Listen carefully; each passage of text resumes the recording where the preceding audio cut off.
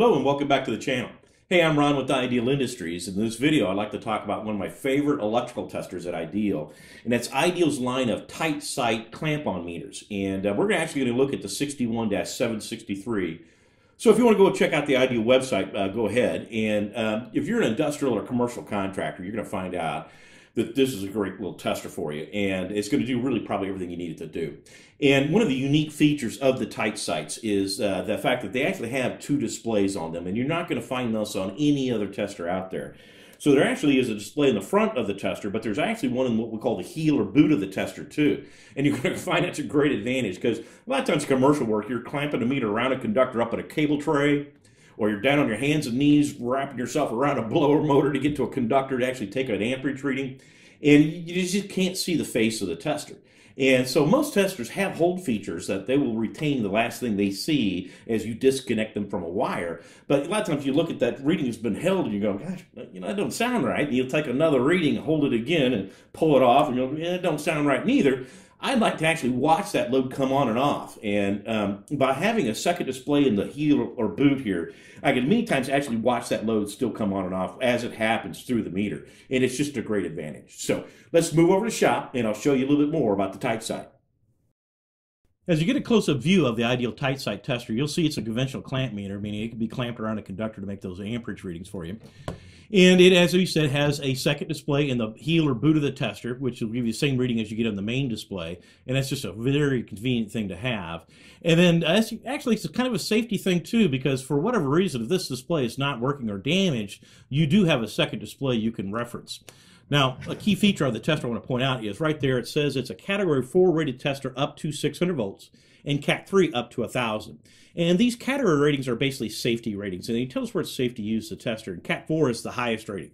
That means you can use it outside of the building at the surface entrance, but you can also use it inside the building. Cat 3 says you can use it in the electrical distribution panels and into the branch circuits and the outlets in the building, and anywhere you could use a Cat 1 or a Category 2 type tester. Now, the tester is also a true RMS tester. And you find most electrical contractors require or need to buy true RMS testers to measure those voltage and those current waveforms properly. Now, on the clamp itself here, it says that it is rated up to 660 amps as well. On the side of the tester, you'll see that it has a little button that sets for hold or peak, and then we can retain the last thing the tester saw when you disconnected it, or the peak of what it might have seen. You see the tester also has a min and max button on it, which is a really nice feature, and it will record the minimum or the maximum over a period of time of what it might have been reading. And you can do it for longer periods of time because the tester has an auto power off feature. It automatically powers itself off in 30 minutes. But you could disable that, and for a longer period of time, you can record those minimums and maximum, which is another nice feature you don't find on a lot of clamp meters. Now, the tester has a little light button here which will light the backlight on the display if you're in a dark environment, and it also lights up the backlight on the display in the heel or boot of the tester. Now I can turn that back off. And you'll see that we are actually in the volt AC setting here.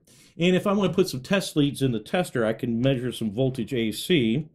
And I'm going to take an old extension cord here and plug my test leads into it and take some readings here. And you'll see the tester, first of all, is give me an audible indication here. And a little light is flashing at me, indicating it's on, sees some voltage. And it can get that audible indication at 30 volts up with AC or DC. And of course, it gives me a reading itself here. And we're reading a little over 123 volts. Now, you might have noticed right next to the voltage symbol, there it says hertz here. I can toggle to the frequency setting by pushing this button over here, and now it's actually giving me the frequency of that AC waveform, which you would expect it to be reading 60 hertz, which it actually is. And if I push that button one more time, it goes back into reading just the voltage. Now, another key feature of the tester is the relative button over here.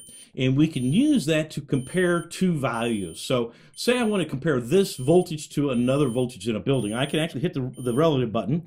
And what it does is it stored that reading. And if I disconnected the test leads from the extension cord over here, it saved that reading.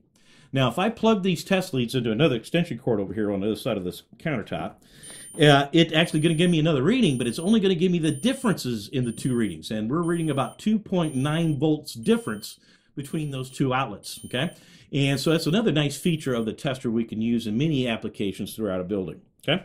Now, the tester obviously does volts DC as well. And the little omega symbol indicates we'll do resistance. We want to measure the resistance in a circuit. Right next to that symbol is for capacitance. So the tester would measure capacitance if we needed it to as well, for like a start capacitor. The little audible symbol indicates the continuity setting of the tester. So if I take my two test leads and touch them together, the tester gives me an audible tone, and it basically zeroes out the meter and lets me know I have continuity across the circuit or fuse or whatever it might be. And it also tells me the tester's safe and it's working and it's ready to be used too. Now, we can also obviously measure frequency, or amperage, I should say. And if we go to amps AC, I can measure the amperage of something. And what I've got over here is I've got some lights plugged into a little line splitter. And I can clamp around this line splitter and take a reading here. And the tester's pulling, those lights are pulling just right at about 5 amps, 4.9 amps. And again, I get that same reading on the bottom of the tester. Now, if I push the button right there, it can actually then look at the frequency of that current waveform as well. So you'll find it's a very convenient thing to have. So measure amps, no problem. And I think you'll find that the 61763 here is just a great tester. These little TightSights I think you're going to find are going to be one of your favorite testers. So hey, thanks for coming. I really appreciate it. I'm Ron with Ideal, and I'll plan on seeing you on the next one.